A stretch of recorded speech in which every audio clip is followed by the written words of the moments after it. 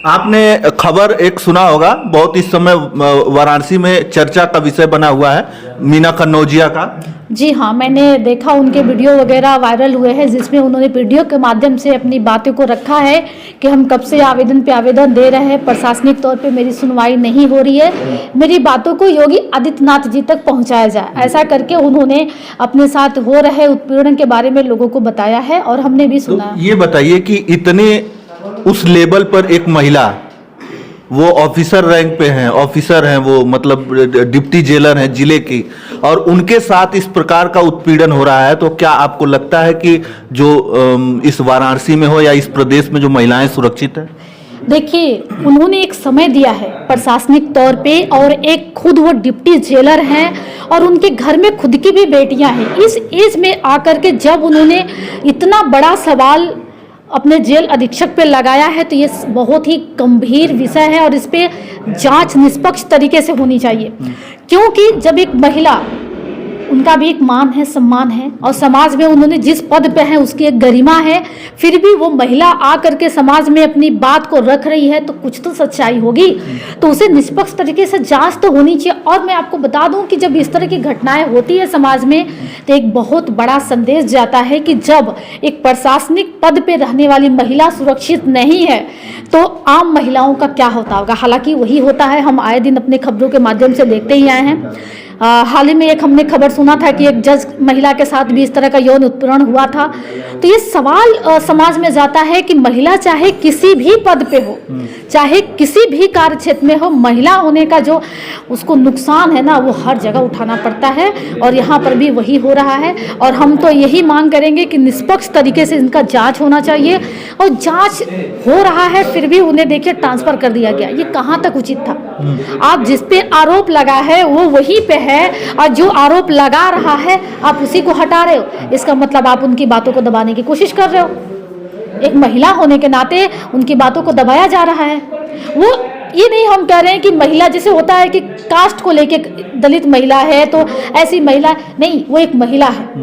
और एक महिला होने का नुकसान उनको यहाँ पर भी उठाया जा रहा है। सबसे बड़ी बात है ये प्रमाण दिख गया कि वो किस तरीके से उनकी आवाज़ को दबाया जा रहा है, उनका ट्रांसफ़र करके ये सवाल खड़ा कर दिया गया है कि जो जांच भी हो रही है कहीं वो भी संदेह के घेरे में आ सकती है। अच्छा, जी हाँ। तो कहीं ऐसा तो नहीं कि मतलब ये महिला जो है इस प्रकार से आरोप लगा रही हैं, कुछ जो अलग हो, क्योंकि तमाम देखा गया है कि पुरुष, अभी एक दो मैटर आया था जिसमें पुरुषों ने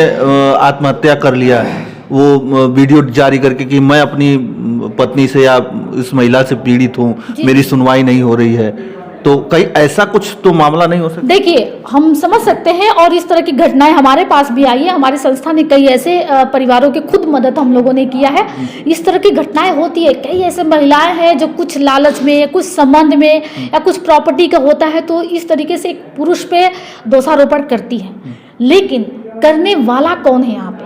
ये सवाल उठता है कि जो महिला खुद एक एज पे है, जिनके खुद के घर में बेटियां हैं, जो खुद एक प्रशासनिक पद पे है, जो उन्होंने इतनी बड़ी बात सामाजिक तौर पे रखा है, तो उसमें अगर कुछ सच्चाई है तो उसमें अधीक्षक साहब भी अपनी बात रखे, वो भी अपनी बात रखे, निष्पक्ष तरीके से जांच हो, और जो भी गलत हो, हमें नहीं करें कि इन्होंने अगर दे दिया है तो ये सही ही होंगी। अगर कल का जांच होता है, अगर यही गलत निकलती है तो इन पे भी कार्रवाई होना चाहिए, ताकि कोई भी समाज में अगर गलत तरीका अफवाह फैलाता है, गलत समाज में मैसेज देता है। हाल ही में आपने वो एक हुआ था ना ज्योति मौर्या वाला घटना, आपने देखा था। इस घटना के बाद कितने परिवार ने अपने घर में जो महिलाएं पढ़ रही थी उनका एजुकेशन छुड़वा दिया, उनको घर बुला लिया। तो इस तरह का जब घटनाएं होती है ना सर, तो एक बहुत बड़ा मैसेज चला जाता है समाज में, और समाज के कुछ जो लोग हैं उसे आइडियल मान करके फॉलो करने लगते हैं। अच्छा, ये बताइए कि ये वाराणसी है, और ये वाराणसी प्रधानमंत्री नरेंद्र मोदी जी का ये संसदीय क्षेत्र है, और उनके संसदीय क्षेत्र में एक महिला जो प्रशासनिक अधिकारी है, प्रशासनिक उस पर तैनात है, और वो इस तरीके का आरोप लगा रही है, उसको किस प्रकार से आप देख रही हैं? हाल ही में एक घटना हुआ था बेचू में, जिसपे गैंग रेप हुआ था एक छात्रा के साथ। लास्ट में निष्कर्ष निकलता है कि वो लोग दोष मुक्त हो गए। अब ये देखिए प्रशासनिक, अब कितनी सच्चाई है उसमें। लेकिन प्रधानमंत्री का ये संसदीय क्षेत्र है, यहाँ पे ऐसे कई मामले हैं जिसमें खुद हम पीड़ित के साथ हैं और अभी तक कोई कार्रवाई नहीं हुई। और इस संसदीय क्षेत्र में जब एक प्रशासनिक महिला के साथ इस तरह से घटना हो रही है तो ये सोचने वाली विषय है कि जब उनके साथ इस तरह की घटना हो सकती है तो आम महिलाओं के साथ जो रोड पे रह रही हैं उनके साथ क्या हो सकती है। और एक बात बताइए, मैं ये कह रही हूँ कि जब एक पद पे होके महिला इतना गंभीर आरोप लगा रही है, उसके साथ हुआ है नहीं हुआ है वो तो जांच में निकलेगा, वहाँ पे और भी महिला है, कल का हो सकता है कि कुछ और भी मामले निकल के सामने आए, लोग डर के मारे नहीं बोल रही हो, क्योंकि एक जो डर होता है ना परिवार को मार देने का,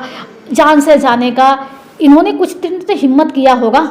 तब तो इतना बड़ा कदम इन्होंने उठाया। और हर हाल में इन्होंने सिर्फ जांच मांगी है, ये नहीं कहिए वो बार बार क्या बोले आप जांच कीजिए जांच कीजिए, ये तो नहीं करिए ना कि वो दोषी है आप सजा दीजिए, आप जांच कीजिए और कौन दोषी है उसे सजा दीजिए। लेकिन अच्छा, महिला की आप उम्र देखी होंगी, वो जो डिप्टी जेलर हैं उनकी उम्र भी बहुत ज़्यादा है और वो आरोप लगा रही हैं कि हमें जो है कमरे में बुलाया जाता है, उनके तरफ से जो जिला अधीक्षक हैं महोदय हैं तो उनके तरफ से ये कहा जाता है कि कमरे में आओ, हमारे कमरे में आओ, हमारा जो उनका बना हुआ है उसमें आने के लिए उनको बुलाया जाता है। तो क्या इस प्रकार से ऐसा पॉसिबल है? देखिए वो जिस एज में है आखिर वो ट्रेनिंग ली होंगी, उनका एजुकेशन कंप्लीट हो गया, बहुत सारे स्टेज को क्रॉस करके वो इस लेवल पे आई हैं कि उनकी खुद की भी बच्चियां हैं जहां समाज में वो सर उठा के चल सकती हैं, रह सकती हैं, तब जा करके उन्होंने इतना बड़ा जो है आरोप लगाया किसी के ऊपर। हम ये नहीं कहते कि वो अधीक्षक ही है, वहां पे हो सकता है कि कोई और होता तो वो अपने पद के अकॉर्डिंग हैंडल कर लेती, लेकिन बात उनसे ऊंचे लेवल का है। तो कहने का मतलब उन्होंने ये संभव हो सकता है कि महिला क्या 60 साल की तो क्या उसके साथ मोलिस्ट नहीं हो सकता है, उसके साथ हम लोग अक्सर के सुनते हैं कि 80 साल की महिला तो उसके साथ बलात्कार हुआ है, तो महिला ना। तो अब तक उन्होंने उनके साथ बहुत सारे लड़के पढ़े होंगे, बहुत सारे लोगों के साथ उन्होंने ट्रेनिंग किया होगा, बहुत सारे लोगों के साथ उन्होंने ड्यूटी किया, क्यों नहीं उस वक्त इतना बड़ा आरोप लगाया उन्होंने? इस एज में आके वो अपना मान सम्मान सब रख करके ऐसे आरोप लगा रही है, कुछ तो सच्चाई होगा सर। तो अब ये देखना है कि जांच में क्या निकल के आता है। तो तमाम जो विपक्ष के नेता हैं वो लोग ट्वीट कर रहे हैं और ये जो है गुहार लगा रही हैं मुख्यमंत्री से, प्रधानमंत्री जी से कि आप जो है हमको न्याय दिलाइए। तो क्या आपको लगता है कि न्याय मिल जाएगा आसानी से? ये चीज़ तो मैंने अक्सर के देखा है, चाहे घटना कोई कितनी भी बड़ी क्यों ना हो, अगर हम जिनसे न्याय की गुहार लगाते हैं ना वो अपना मुंह नहीं खोलते हैं, ठीक है, वो तो अपना मुंह खोलने से रहे नहीं। हालांकि उन्होंने जिस तरीके से आवेदन दिया है, अब देखते हैं कि बहुत सारे लोग इसमें इन्वॉल्व हो गए हैं, बहुत सारे लोग हैं, क्योंकि हर किसी का यही मांग है कि आप जाँच कीजिए और इस पर निष्पक्ष तरीके से एक अपना रिपोर्ट पेश कीजिए। और लगता नहीं कि इनको न्याय मिलेगा, क्योंकि हमको एक डाउट यहाँ से शुरू होता है, उनका ट्रांसफ़र एक बहुत बड़ा सवाल खड़ा करता है कि आप जो आरोप लगा रहा है उसी को यहाँ से हटा रहे हैं, कहीं ना कहीं उसकी आवाज़ को बंद करने की कोशिश की जा रही है। ये सवालिया निशान खड़ा होता है कि आखिरकार पीड़िता का ही ट्रांसफर क्यों कर दिया गया। हाँ बिल्कुल, ये सवाल तो मैं भी उनसे करना चाहूँगी और मैं भी ऐसे बहुत सारे लोग जानना चाहेंगे कि जो पीड़िता थी, आप भले कुछ दिन बात करते, जाँच करते, लेकिन तुरंत उन्हें यहाँ से ट्रांसफ़र करने का मतलब यह है कि आप पीड़िता की आवाज़ को बंद करना चाहते हैं, उसे दबाना चाहते हैं। और खुद जब पब्लिकली आकर के अपनी बात को रख रही हैं, आपको पहले जांच करनी चाहिए थी ना कि तुरंत ट्रांसफ़र। करना भी था तो अधीक्षक महोदय का करना चाहिए था ना, आपने इन्हीं का क्यों कर दिया? आपने पहले ही कैसे डिसाइड कर लिया कि महिला गलत है, इसको यहाँ से हटा दो? इसका मतलब आप तो एक पक्ष से कार्य करने वाले हैं ना। आपने, आपकी नज़र में महिला गलत है तभी तो आपने उनको हटाया, क्या वजह थी उनको हटाने का? इस मामले को दबाने के लिए हटाया गया, या आप चाहते थे कि अधीक्षक साहब को बचाया जाए इसलिए हटाया जाए, या यहाँ पर प्रधानमंत्री नरेंद्र मोदी की छवि ना खराब हो इसलिए हटाया गया? लेकिन जिस तरीके से आपने हटाया है, सवाल तो ये होता है ना कि आप अपनी छवि सुधारने के लिए महिला को हटा दिया। तो ये सारी चीजें थी, हम बात कर रहे थे काशी की बेटी सीमा से, और इन्होंने बहुत लड़ाइयाँ लड़ी हैं, लोगों की लड़ाइयाँ लड़ते लड़ते इन्होंने बहुत लोगों को न्याय भी दिलवाया है। लेकिन अब जो है प्रशासन में ही एक महिला के साथ इस तरीके का व्यवहार उसके साथ हुआ और उसी पीड़ित महिला का ट्रांसफर हो जाता है, वो भी प्रयागराज के नैनी जेल में। और अब क्या उस पर कार्रवाई होती है वो तो देखने वाली बात होगी, लेकिन ये कहीं ना कहीं इस वाराणसी की धरती पर और ये जो प्रधानमंत्री नरेंद्र मोदी का जो संसदीय क्षेत्र है, उनके संसदीय क्षेत्र में इस तरीके की घटना एक जो है सवालिया निशान खड़ा करती है। शासन सत्ता पर। तो चलिए, आपकी क्या राय है, कमेंट में अपनी प्रतिक्रियाएं अवश्य दीजिएगा और इस वीडियो को ज़्यादा से ज़्यादा शेयर कीजिएगा। धन्यवाद।